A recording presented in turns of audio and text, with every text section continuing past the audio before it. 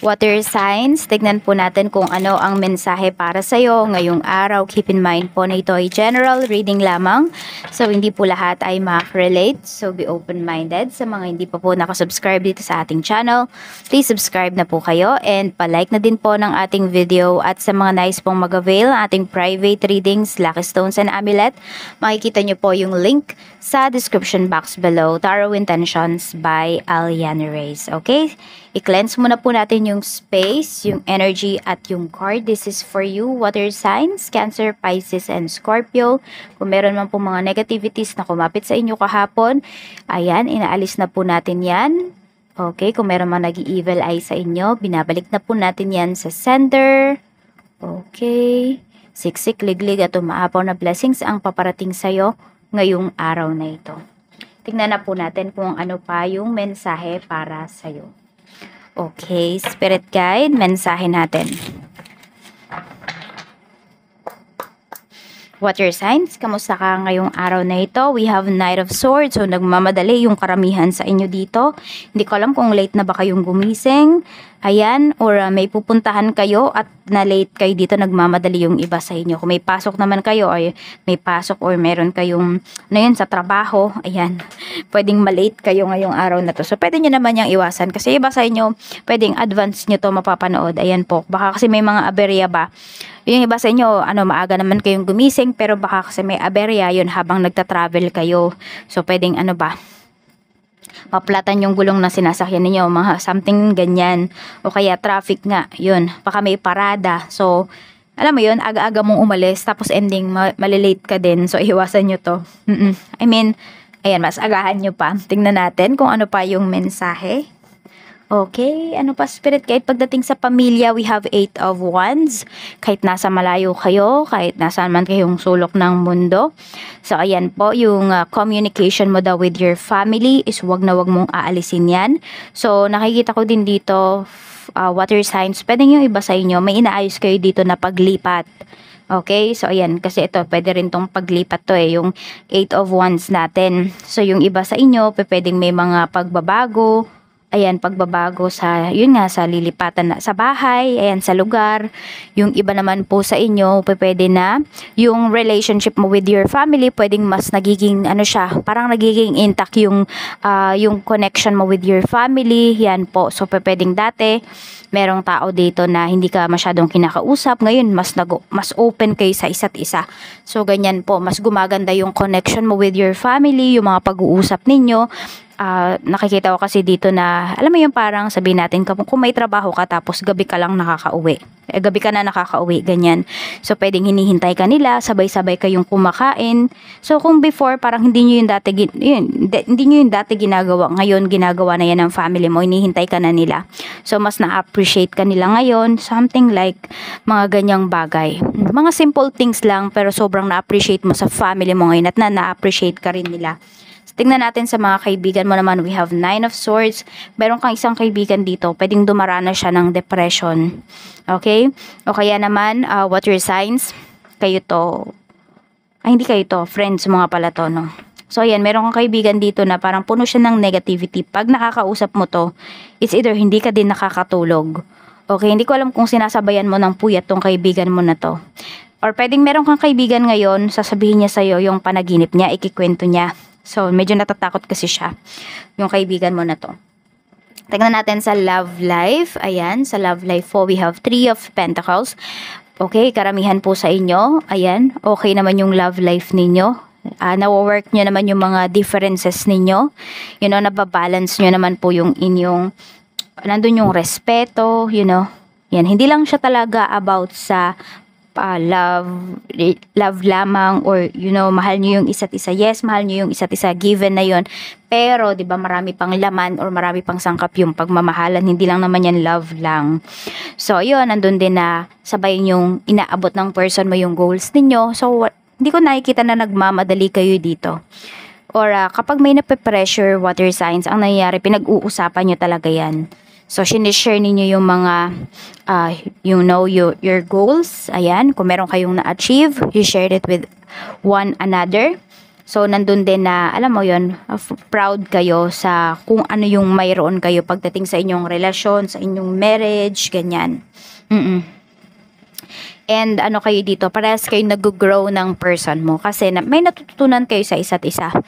Tignan po natin, pagdating naman sa kaperahan, we have 8 of Cups. Pagdating dito sa inyong money, ayan, ang nakikita ko lang kasi dito, meron po yung iba sa inyo, kung nandyan kayo sa isang sitwasyon of sa career ninyo, sa inyong, sabihin natin, sa inyong mga ginagawa, you feel na parang walang nangyayari.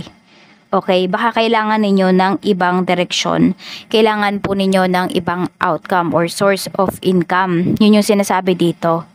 Pero kasi nakikita ko, di nyo naman kailangang i-let go kung ano yung pinagkakakitaan nyo ngayon. Ang kailangan po kasi ninyo ngayon, water signs, is magdagdag. Kung di nyo naman na kayang magdagdag, pwedeng magtipid kayo. Or sabihin natin, dalawa yung source of income mo. Yung isa, mas maganda kung natatabi mo to. Okay? Tapos yung isa naman, mas maganda po kung ito naman yung panggastos ninyo sa mga expenses ninyo sa bahay. Yun yung gawin po ninyo. Oo. Yun yung sinasabi kasi sa inyo dito pagdating sa inyong kaperahan. Hindi nyo kailangang iwan kung ano yung pinagkakakitaan nyo ngayon. Pwera na lamang po kung ito yung nagdadala sa inyo ng stress or naapektuhan na yung inyong mental health. Dapat talaga alisan na yung mga ganyang sitwasyon. Tignan natin pagdating naman po sa career. Yung career mo, we have 6 of Swords. May paglipat talaga ito yun, no? Ito din. So, pwedeng meron dito, kakapasok nyo lang sa trabaho, bago lang kayo dito sa work. Actually, mas maganda nga yung, parang tahimik ba yung ninyo, yung trabaho ngayon. For some of you, pwedeng may mga iniiwasan na talaga kayo dito. Yung iba naman po sa inyo, bago kasi itong trabaho. So, ayan po, hindi mo pa masyadong kakilala ba yung mga tao sa paligid mo. Pero, willing ka naman talaga na kilalanin sila, willing to learn ka dito pagdating sa iyong bagong work. More on bagong work yung sinasabi dito. Yung iba po sa inyo, hindi naman kayo nagbago ng trabaho or ng company. Same company pa rin, pero baka iba na kasi yung mga ginagawa ninyo ngayon. So, di ba bago na yung calendar ninyo? So, marami kayong mga gagawin ngayong February. Ayan po. So, pwedeng yun, yung mga bagong gagawin po ninyo. So, kaya nga, willing to learn ka kasi pwedeng hindi mo to na, parang sabihin natin, wala ka pang 1 year sa trabaho. So, hindi mo to naabutan last year. Kaya parang bago to sa'yo.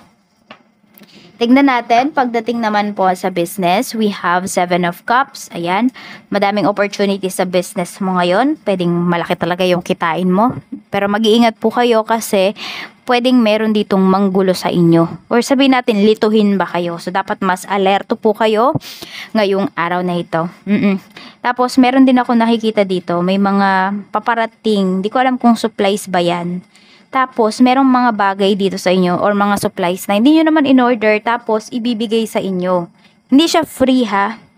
Hindi pala siya free. So, may bayad yan. So, wag mong i-accept kasi hindi mo naman yun in-order. Tsaka, hindi ka sure kung mabibili ba yun dyan sa shop mo. Ibalik mo na lang, okay? Kasi, hindi mo nga yun order. Pero, pinipilit nila sa'yo. O, kaya, double check mo yung mga parating kung mayroon man na mga supplies ngayong araw na ito. Kasi, baka mahaluan siya ng iba. Baka mamaya kasi maging, hindi honest sa'yo yung supplier mo, ganyan. Hindi ko rin alam kung bakit.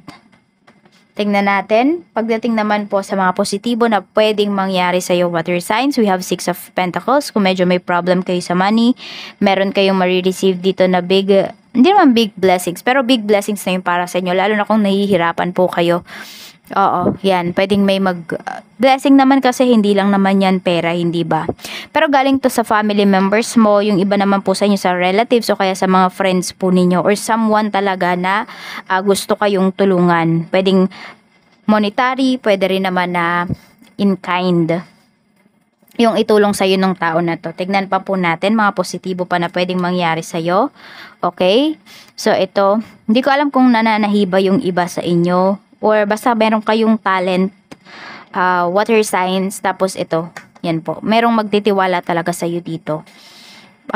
Natutuwa sa'yo yung tao na to, tapos basta magtitiwala siya. Okay? So, positive na yan kasi may magtitiwala sa'yo. Sabihin natin, meron kang skills, talagang i-avail niya yung skills mo. Yung rendered services, ayan po. Tingnan natin. Okay, pwede rin maimbitahan ka dito sa isang handaan, isang celebration. Check po natin mga negatibong bagay naman. We have 3 of cups. Okay, so ito, tumapat kasi siya dito sa love life po ninyo. So, hindi ko alam kung meron yung iba sa inyo. Nasa third party situation po kayo. Okay, meron ditong involved na Capricorn at saka Cancer. Baka meron dito nasa third party relationship o kaya naman madaming nangingailam sa relasyon po ninyo. Oo. Tignan natin. Or yung person mo, yes, pwedeng hindi siya magpapaalam sa'yo ngayon. Meron pala siyang pupuntahan. So, ayan, medyo may pangamba ka dito or mag-overthink ka. Tignan natin. Ano pa yung mensahe? Mga dapat mong pagtuunan ngayon. We have King of Cups, your emotions. Kasi tignan mo, water signs, baka mamaya, kunwari, nagsiselos ka. Yung pagsiselos mo pala na yon hindi naman pala dapat. Or, sabihin natin, meron naman pala, yan, kunwari, yung person mo.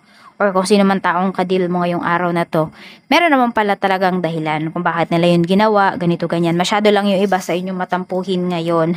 So, control po ninyo yung inyong emotions. Oo, parang bago kayo mag-react, pag-isipan nyo muna talaga kung tama ba yung reaction, tama ba yung masasabi ninyo, or tama ba na magtampo kayo dun sa tao. So, ito na po yung inyong lucky numbers. Tignan natin. So, we have number 36, 33, 9, 56, 33, diba, ano ba, 33, 56 ba sinabi ko? Ayan, hindi ko na matandaan kung ilan yung number na sinabi ko, no? 17, 18, at saka 29. Ayan, hindi ko alam kung ilan na ba yung numbers na yun. Pero ayan po yung inyong mga lucky numbers. Maraming salamat po sa walang sawang pagsuporta ninyo dito sa aking channel. Mag-ingat po kayo always and more blessings to come. Bye-bye!